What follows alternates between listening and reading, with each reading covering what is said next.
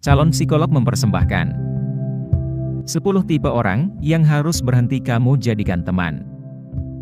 Kamu mungkin pernah mendengar ungkapan bahwa orang-orang yang berada di dalam lingkaran pertemanan kita memiliki pengaruh yang signifikan di dalam hidup kita. Ya, pertemanan merupakan aspek yang indah dan berharga di dalam hidup, tetapi penting bagi kita untuk menjadi bijaksana dalam memilih siapa yang kita izinkan untuk masuk ke hidup kita. Perlu diketahui kalau tidak semua persahabatan itu sama, dan terkadang kita harus memutuskan hubungan dengan individu-individu yang tidak lagi membawa pengaruh yang positif ke dalam hidup kita. Dalam konten kali ini, admin akan membahas tentang tipe orang seperti apa yang harus kamu berhenti jadikan teman, sehingga kamu bisa mencegah dirimu dari kenegatifan dan ketidakbahagiaan. Nomor 1, orang-orang yang datang kepadamu hanya di saat mereka membutuhkan sesuatu. Jika kamu saat ini sedang berteman dengan seorang individu yang hanya menghubungimu karena dia misalnya perlu diantar jemput, ingin curhat, atau membutuhkan uang, maka kamu harus berhenti menjalin ikatan pertemanan dengan orang tersebut. Ingatlah bahwa hubungan pertemanan seharusnya saling menguntungkan kedua belah pihak, dengan saling memberikan dukungan dan bantuan. Kalau kamu merasa bahwa temanmu memanfaatkanmu dan hanya tertarik dengan apa yang bisa kamu lakukan untuk dirinya, maka pertemanan tersebut dapat merugikanmu. Nomor 2, orang-orang yang selalu menghakimi atau mengkritikmu. Tipe teman yang satu ini selalu memberikan kritik yang kasar terhadap hal-hal seperti gaya berpakaianmu, tata letak ruanganmu, atau bahkan pilihan makananmu. Iya, kritik yang bersifat konstruktif atau membangun bisa bermanfaat untuk membantu kita dalam bertumbuh dan memperbaiki diri. Tetapi, ketahuilah bahwa teman yang baik akan memberikan nasihat dan komentar dengan hormat, bukan membuatmu merasa rendah atau tidak cukup. Jika temanmu sering memberikan kritik yang benar-benar menjatuhkan, maka kamu harus mempertimbangkan untuk menghapus tali pertemanan dengan dirinya. Nomor 3, orang-orang yang tidak pernah bertanggung jawab atas kesalahan mereka. Tipe teman yang satu ini tidak pernah mengakui kesalahan mereka, bahkan ketika mereka sudah tertangkap basah sekalipun. Perlu diingat bahwa dalam setiap hubungan, baik itu hubungan percintaan atau pertemanan, harus ada akuntabilitas atau bentuk pertanggungjawaban. Ini berarti kedua belah pihak harus bisa saling mengakui kesalahan, meminta maaf, dan bekerja sama untuk memperbaiki hubungan. Kalau kamu memiliki teman yang tidak mau melakukan hal-hal tersebut, maka mungkin kamu harus memikirkan tentang apakah kamu harus tetap berteman dengannya atau tidak. Nomor 4, orang-orang yang tidak dapat diprediksi atau mudah berubah pikiran. Jika kamu saat ini berteman dengan seseorang yang sering secara tiba-tiba membatalkan rencana di menit-menit terakhir, maka ketahuilah bahwa kamu akan mengalami kesulitan untuk mengandalkan dirinya di saat kamu sedang membutuhkannya. Perlu diingat kalau konsistensi dan rasa bisa diandalkan merupakan hal yang penting dalam menjaga kepercayaan. Ketika seseorang sering membatalkan rencana atau mengingkar janji, maka perilaku tersebut bisa membuatmu merasa frustasi dan kecewa. Memang, terkadang ada hal-hal mendadak yang bisa terjadi, tetapi jika tingkat komitmen temanmu rendah dan dia sering melakukan itu, maka dia hanya akan menyusahkanmu.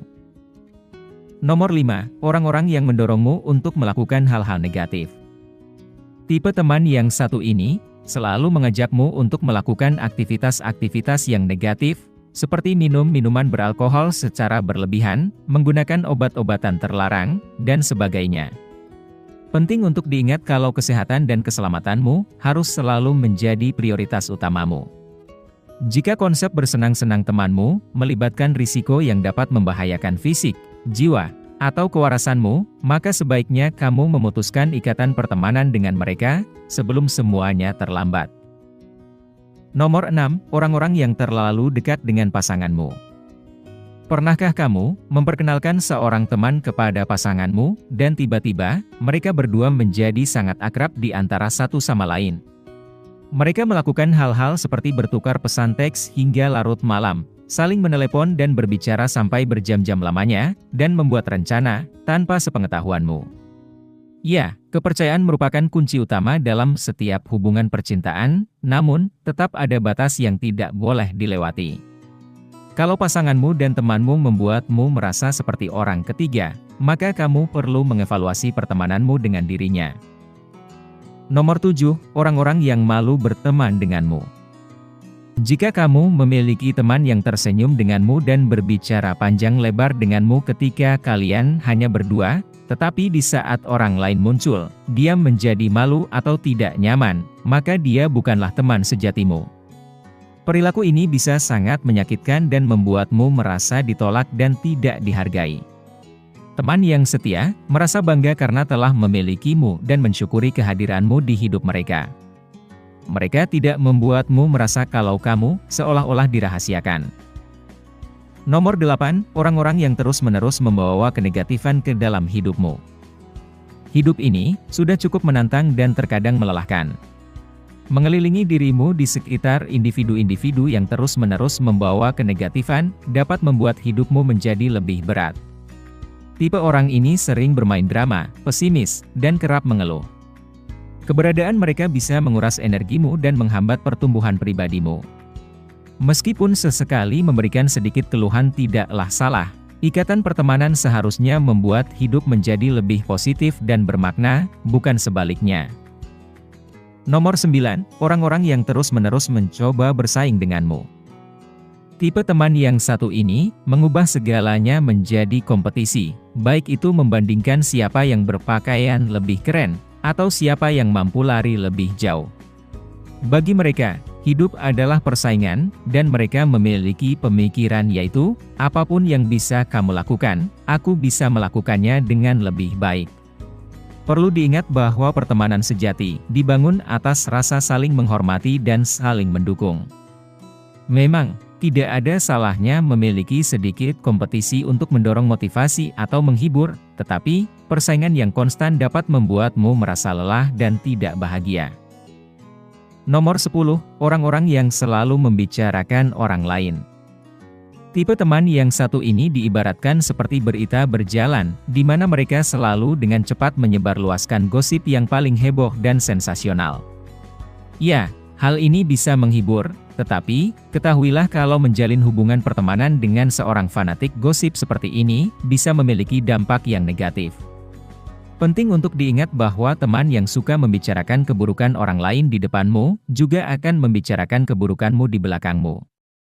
Oleh karena itu, akan lebih baik jika kamu berhenti berteman dengan mereka, dan bergaul dengan individu-individu yang lebih suka mendiskusikan hal-hal yang lebih bermanfaat.